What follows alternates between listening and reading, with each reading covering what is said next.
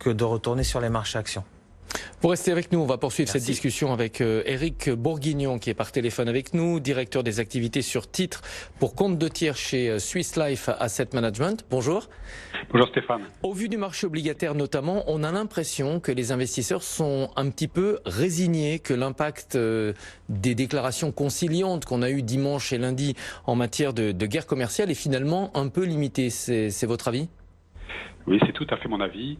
Les derniers propos de Donald Trump ont apaisé un peu le contexte sino-américain, mais les marchés n'y croient plus. Ils sont convaincus que la guerre commerciale est loin d'être terminée, qu'elle risque même de s'aggraver, mais surtout, ils ont la conviction que la croissance économique mondiale va fortement ralentir, et aujourd'hui, ça les inquiète beaucoup et les conduit à acheter des valeurs refuges, et donc par excellence des emprunts d'État allemands et américains. Quand vous dites la guerre commerciale est là pour longtemps, qu'elle est là pour durer, on parle quoi comme échéance des élections américaines, des prochaines élections au plus tôt ? Exactement, hein. C'est une question de mois encore.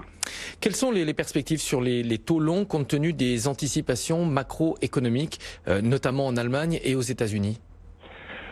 Les taux longs, on voit mal dans le contexte actuel comment ils pourraient rebondir, encore une fois, dans un contexte aussi anxiogène. On a évidemment une recherche de placements relativement sûrs, en tout cas de placements qui mettront à l'abri d'un choc boursier ou d'un choc économique comme beaucoup l'anticipent aujourd'hui. Et un mot sur l'inversion de la courbe des taux entre